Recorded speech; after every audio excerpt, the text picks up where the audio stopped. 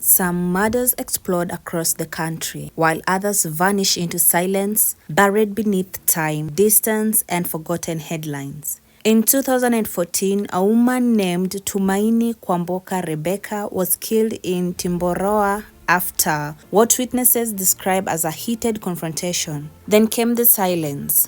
Years passed, season changed, families waited, and somewhere in the shadows of Kenya's justice system, the truth moved painfully slow. But nearly 10 years later, the courts finally delivered a verdict. Tonight, on Dark Echoes 254, we uncover the chilling murder of Tumaini Kwamboka Rebeka, a case of anger, violence, and a decade-long journey towards justice. Before we begin, make sure to subscribe to Dark Echoes 254, like this video, and tell me in the comments, do you believe justice delayed is still justice, or does time itself become part of the punishment? Let's step into the darkness. Before we begin this story, we want to speak from the heart. This documentary does not include any real photos or videos of Tumaini Kwamboka Rebeka, and it does not show any footage from the court proceedings.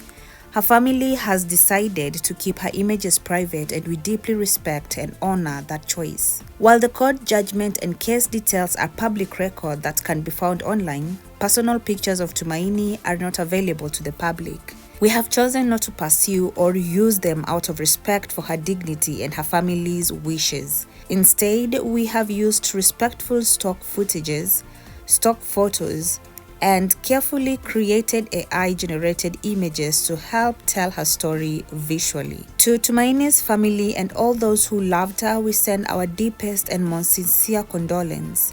May her soul rest in eternal peace. Dark Echoes 254. Timboroa is not a town that asks to be noticed. It sits along the Nakuru-Eldoret highway in Baringo County, high in the Kenyan highlands. Nearly 10,000 feet above sea level, cold even in December, wrapped in quietness that makes sounds carry far. The forest starts just behind the town and goes deep. Thick trees, dense undergrowth, a place where things disappear and stay disappeared. It is a farming town. Women set up tables by the highway and sell what the land gives: potatoes, vegetables, fruits, catching the passing traffic, making an honest living in a busy road.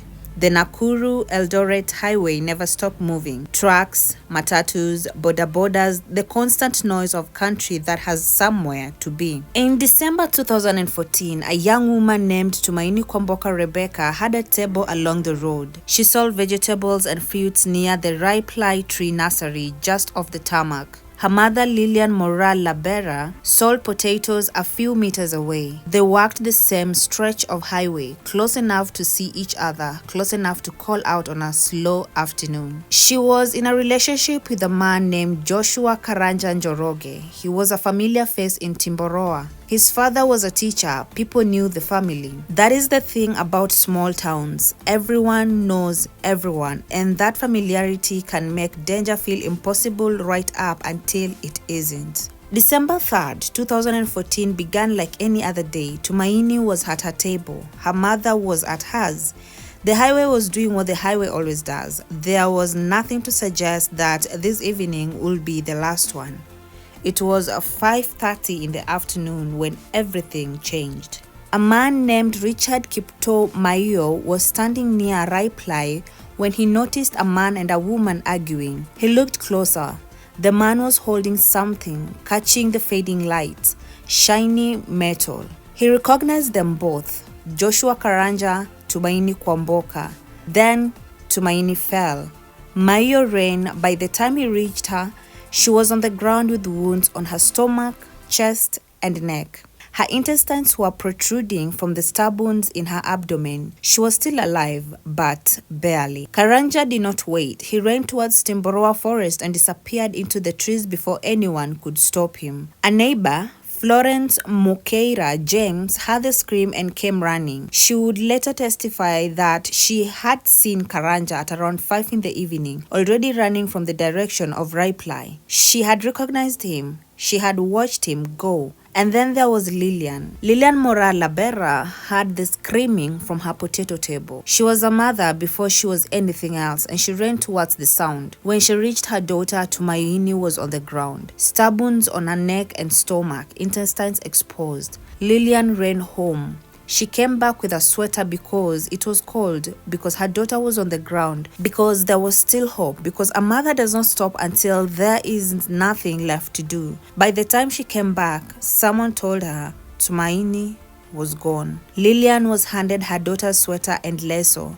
She walked to Timboroa police station and filed a report. Then she went home to a house where hope no longer lived. Tumaini had been taken first to Timboroa Health Center, then transferred to Mercy Mission Hospital in Eldama Ravine. Her father, Nicholas Labera, received the call at around 6 in the evening. He was at Equator when his phone rang and his world broke open. He drove to Timboroa Hospital. She wasn't there. He drove to Mercy Mission and arrived to find that his daughter was already dead. The postmortem was conducted on December 9, 2024 by Dr. Asava Ochola. The findings were clinical in language but brutal in meaning. Cause of death, cardiorespiratory failure, secondary to excessive blood loss from lacerated mesenteric vessels and a punctured lung from multiple stab wounds. She had bled out from the inside and there were wounds in her hands, defensive wounds. Tumaini had fought. She was dead on a road where she sold vegetables a few meters from where her mother sold potatoes on a highway that did not slow down. Joshua Karanja was gone. For 3 days, he was nowhere. The forest outside Timboroa is not a small thing. It goes for kilometers, deep, cold, and dark. Karanja had grown up near it. He knew it, and for 3 days after killing Tumaini, he used it. The investigators was led to Chief Inspector Emily Adika, the acting OCS at Timboroa Police Station. She received the report from Lilian Moraa that same evening. She dispatched officers to the scene. She began building a case, but first, they had to find him. On October 6th, 3 days after the murder, Joshua Karanja walked into Leso's police station in Nandi County, across the county border. He said he had called his mother. She told him police were looking for him. He turned himself in. He said he was innocent. But the following morning, something changed. At around 8 a.m. on December 7th, Karanja told officers he was ready to show them where he had hidden the murder weapon. He led police into Timboroa Forest, 10 kilometers inside, deep into the trees, and showed them where he had buried the knife in the soil. He dug it up himself. An innocent man does not bury a knife 10 kilometers inside a forest.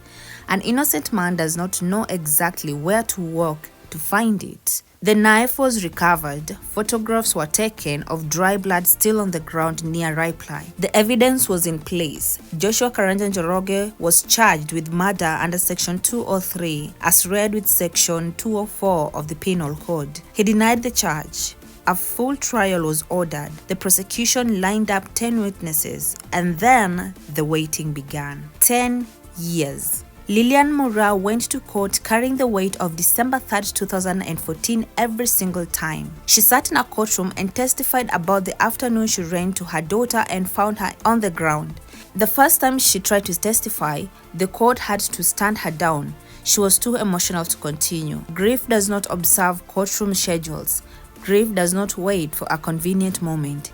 It comes when it comes, and it came for Lilian every time she walked into that room. She came back, told them everything, the screams, the runs, the sweater, the lasso, the walk to the police station. She did everything right, and then she waited 10 years for a verdict. Nicholas Labera testified too. He remembered a quiet evening before all of this when he had asked his daughter who she was spending time with. She told him it was the teacher's son, Karanja. He had thought nothing of it. He could not have known what that name would come to mean. Karanja's defense leaned on the delays, on procedural gaps, on the argument that police had pressured him. He claimed officers had tried to convince him to admit guilt in exchange for dropped charges.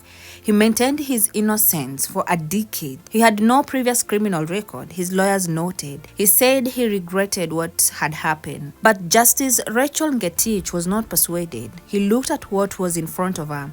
A man who fled the scene immediately after the stabbing, a knife buried 10 kilometers into a forest, a post-mortem that showed deliberate, targeted, fatal stab wounds, not the result of a struggle gone wrong, but a sustained violence against a young woman who sold fruit on a highway. Multiple wounds, a punctured lung, lacerated blood vessels, defensive injuries on her hands. She said Karanja had subjected Tumaini to great pain before her death. She said he had treated her with inhumane cruelty, and she noted pointedly that in 10 years Karanja had never once apologized to Tumaini's family, never acknowledged what he had taken, never given Lilian Moraa even the smallest thing that might have helped her breathe.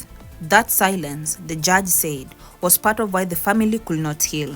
Joshua Karanja Njoroge was sentenced to 25 years in prison. In January 2024, thousands of Kenyan women marched in cities across the country. They carried the signs, they chanted names, they had had enough. Rita Waini, Starlet Wahu, Rebeka Cheptegei. The femicide conversation was loud that year, louder than it had ever been, loud enough to reach the parliament, loud enough to force government response. And in that same year, somewhere in a Kenyan high court, a judge was finalizing a 10-year-old case about a woman who sold vegetables in Timboroa, a woman whose mother had cried so hard on the witness stand that the proceedings had to pause, a woman whose father had driven from Equator for 2 different hospitals, arrived too late at both. The verdict did not trend. It did not make the evening news the way the 2024 cases did. Tumaini Kwamboka Rebeka did not have CCTV moment, a viral story, or an international profile. 25 years is nothing. Justice Ngetich's words were not called. She named what was done. She named the pain it caused, and that matters. But 10 years is also a question that no family should have to live inside for that long. We say her name, Tumaini Kwamboka Rebeka, daughter of Lilian Moraa Labera and Nicholas Labera, killed December 3rd, 2014 in Timboroa, Baringo County. Justice delivered 10 years later in 2024.